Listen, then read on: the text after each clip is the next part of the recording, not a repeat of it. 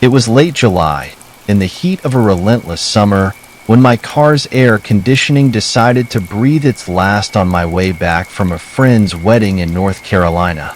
I was driving through Virginia, taking Route 29 back to Washington, D.C., where the promise of my cool, albeit slightly cluttered apartment awaited me. The sun had just dipped below the horizon, painting the sky in shades of orange and purple, a picturesque scene that was hard to appreciate with sweat sticking my shirt to the back of my seat. I remember pulling into an old gas station, the kind that looked like it hadn't seen a renovation since the 70s, with its rusting pumps and a flickering neon sign that simply read, "Gas." The convenience store connected to it had large windows that were tinted with age, making it impossible to see inside from the dimly lit forecourt. I hesitated for a moment, considering the next station might be miles away, and not wanting to risk it with my gas light ominously glowing for the last few miles. So, I decided to stop. The air was thick with humidity, making every breath feel like I was inhaling soup. Crickets chirped loudly in the grass, and the occasional moth fluttered by, attracted to the overhead lights that bathed the pumps in a harsh, yellow glow. As I filled up my tank, the scent of gasoline mixed with the earthy smell of impending rain. When I finished, I figured I'd grab a cold drink from the store. The door creaked ominously as I pulled it open, stepping into a surprisingly chilly interior. The air conditioning inside was a stark contrast to the outside heat, sending a shiver down my spine. The store was dimly lit, with rows of shelves stocked haphazardly with goods that looked like they hadn't been touched in years. Dust particles danced in the beams of light streaming through the gaps in the blinds, and a soft, static-filled tune played from an old radio perched behind the counter. The man at the register gave me a nod as I entered, his face almost hidden beneath the brim of a worn baseball cap. He was flipping through a magazine, seemingly uninterested in my presence. I grabbed a soda from the cooler, the cold of the can a small relief to my still overheated body, and headed to the counter. As I paid, making idle chat about the weather and the local sights, the man's demeanor changed subtly. His eyes flicked to the window behind me, and a tenseness entered his shoulders. "You heading north?" he asked, in a tone that suggested a casual inquiry, but with an underlying note of urgency. "Yeah, back to D.C., I replied, trying to sound as nonchalant as he was attempting to. He nodded, glancing again towards the window. "Be careful on the road, especially at night. Weird things happen around these parts." I chuckled, thinking it was the beginning of some local ghost story meant to scare tourists like myself. "Oh, like what? Local legends?" He didn't return my smile. Instead, he leaned in slightly, lowering his voice. "Not legends. Just be careful." I left the store with a thanks and a wave, the bell chiming eerily as the door closed behind me. As I walked back to my car, I noticed for the first time how truly isolated this gas station was. The road was quiet, with no other vehicles passing by, and the surrounding fields were shrouded in darkness, making it impossible to see beyond the immediate vicinity. Starting my car, I took one last look at the gas station. The man was still at the register, but he was no longer looking at his magazine. He was staring out the window, watching me leave. As I pulled back onto Route 29, the feeling of unease that had started as a whisper in the back of my mind began to grow louder. The road was dark, flanked on either side by dense forests that seemed to absorb the light from my headlights, making it feel like I was driving into a void. The occasional deer warning sign reminded me to stay alert, but it was the man's parting words that echoed in my thoughts, a cryptic warning that felt increasingly ominous as I drove further into the night. The radio, set to a local station, was a mix of static and faint music, doing little to ease the growing tension. I decided to focus on the drive, reminding myself that it was just a few hours until I would be back in the familiar chaos of city life. But it wasn't long before I realized that the road ahead wasn't as empty as I thought.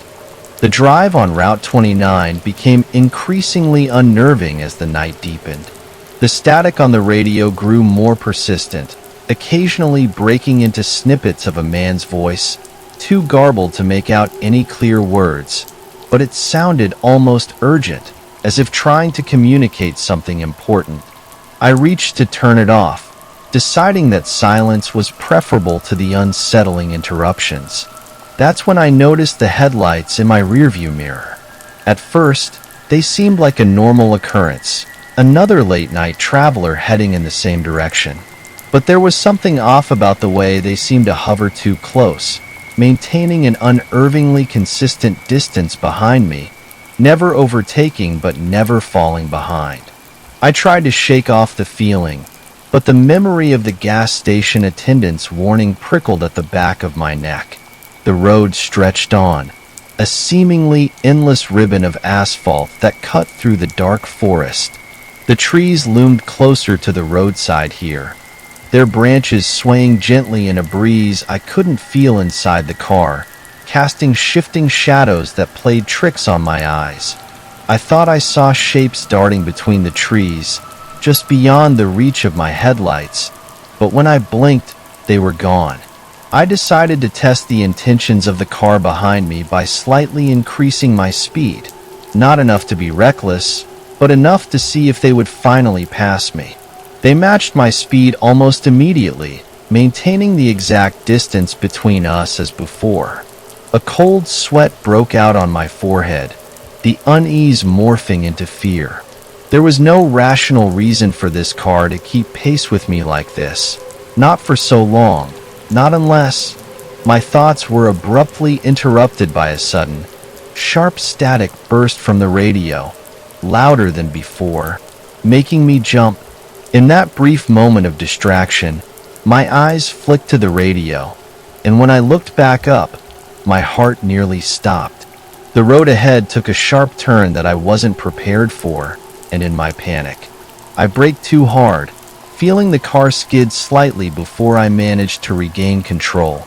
Glancing in the rearview mirror, I saw the headlights behind me do the same, their presence now more menacing than ever. That's when it hit me. The car wasn't just following me.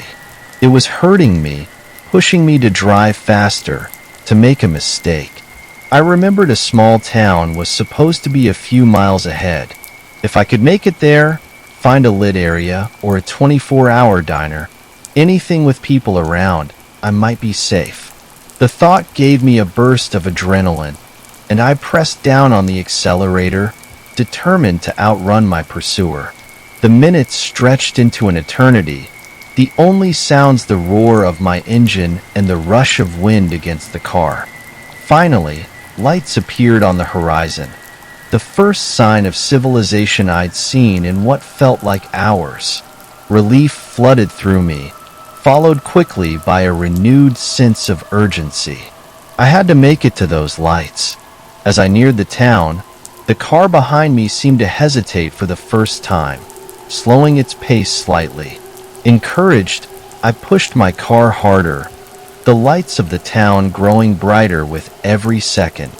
And then, as suddenly as it had appeared, the car behind me turned off, disappearing down a side road into the darkness, leaving me alone on the road. I didn't stop until I reached the brightly lit gas station at the edge of the town. Pulling into the lot and sitting there for a moment, trying to catch my breath, trying to convince myself it was over. The ride home was uneventful, but I still had lingering fears. I don't know if what I just encountered on the road is related to the warning from the gas station attendant, or it may be a coincidence. When I finally reached my apartment, the first light of dawn was breaking across the sky. I was safe, but the night's events left a mark on me. One October evening in the small, coastal town of Beaufort, North Carolina, I found myself working late at the local history museum, cataloging recent donations. The museum, a centuries-old building, had once been a grand estate, its architecture a testament to the town's rich past. Outside, a storm was brewing, the kind that locals claimed could wake the spirits of sailors lost at sea. The wind howled like mourning ghosts, and rain lashed against the windows, casting dancing shadows in the dimly lit room. I was alone, save for the silent company of relics and photographs that lined the shelves and walls. Among the donations was an old sea chest, its wood swollen from time and moisture, its metal bands rusted. Its donation slip was vague, no name or date, just a note that it had been found in an attic of a house recently torn down, a house that had stood empty for decades, shrouded in local folklore. Curiosity piqued. I opened the chest. Inside, I found a collection of items that seemed to belong to a sailor from the 1800s. A faded blue coat, a tarnished brass compass, a leather-bound journal, and a small, intricately carved wooden box. The journal, its pages yellowed and brittle, contained entries that spoke of long voyages, storms braved, and lands discovered. It was a fascinating glimpse into the past, but as I read, a sense of unease grew within me. The last entry was different, frantic scribbles that spoke of a cursed object found on a remote island, an object that brought nothing but despair and madness to all who possessed it. The entry ended abruptly, with a warning to cast the object into the sea before it was too late. The wooden box, I realized with a shiver, was the object mentioned in the journal. It was then that the lights flickered and went out, plunging the room into darkness, save for the occasional flash of lightning that illuminated the space with a ghostly glow. The storm outside had intensified, the winds howling now accompanied by the ominous creaks and groans of the old building. Feeling a sudden chill, I reached for my phone, using it as a makeshift flashlight. As I turned back to the chest, I noticed that the wooden box was no longer closed. The lid was ajar, as if inviting me to look inside. Heart pounding, I told myself it was just a coincidence. Perhaps a draft had caused it to open. Yet, the air was still, the only movement that of the shadows cast by my phone's light. Against my better judgment, I approached the box and peered inside. It was empty, or so it seemed until the light caught something at the bottom. A small, dark stone, its surface smooth and cold to the touch. As soon as my fingers brushed against it, the air around me grew colder, and the storm outside roared with renewed fury. The museum's emergency lights flickered to life, casting an eerie, red hue over everything. The shadows seemed to twist and turn, forming shapes that were not possible, whispering voices that were not there. Panic set in, and I rushed to the door, only to find it locked from the inside, an old, heavy bolt drawn across that I had not noticed before. Turning back to the room, I saw that the shadows had taken on more definitive shapes, swirling around the chest as if drawn to it, or to the stone now clutched in my hand. The realization hit me then, a wave of cold dread.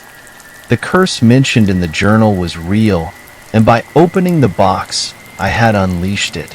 With no other option, I placed the stone back into the box, hoping to contain whatever darkness it harbored. The moment it left my hand, the air lightened, the shadows receded, and the voices fell silent. The storm's intensity lessened, and the museum's lights flickered back to life, steady now. I locked the box and the chest, resolving to return them to the sea, as the journal's final entry had warned. The next day, under a clear blue sky, I did just that, casting them into the depths from the pier, watching as they disappeared beneath the waves. The relief was immediate. but the experience left me with a deep-seated unease that lingers to this day. The museum still stands, a beacon of history and lore, but there are corners of it I now avoid, shadows I dare not look too closely at, for fear of what might be lurking within. In the heart of rural Vermont, nestled among sprawling forests and rolling hills, lies the small town. The change of seasons marks the passage of time more accurately than any calendar could. I moved here from Boston, my new home, a charming, if somewhat neglected, farmhouse. The farmhouse, despite its apparent isolation, felt welcoming, with sunlight streaming through dusty windows, illuminating rooms that had stood empty for years. The air inside was stale, heavy with the scent of old wood and a faint, indefinable mustiness that seemed to cling to the very walls. I spent the first few weeks cleaning and repairing, making the space my own, and it wasn't long before the house began to feel like a home.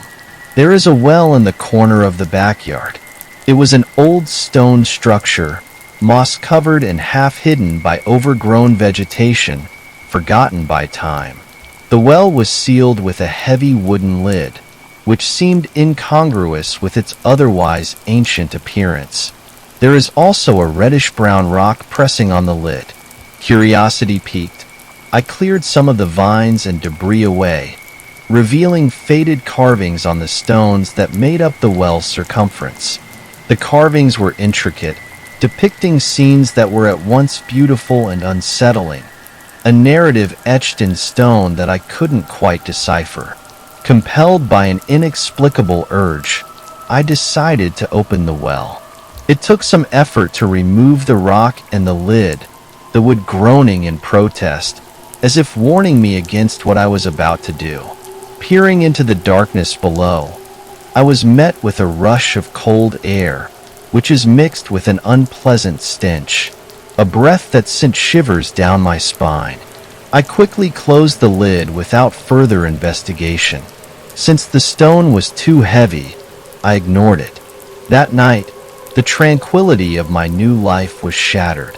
I awoke to the sound of something scratching at the windows, a soft, insistent noise that filled the silent house with dread.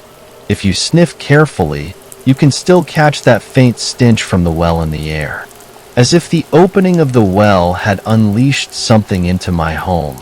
I tried to dismiss it as the product of an overactive imagination, fueled by the day's discovery and the isolation of my rural setting. But the strange noise persisted, night after night, growing in intensity.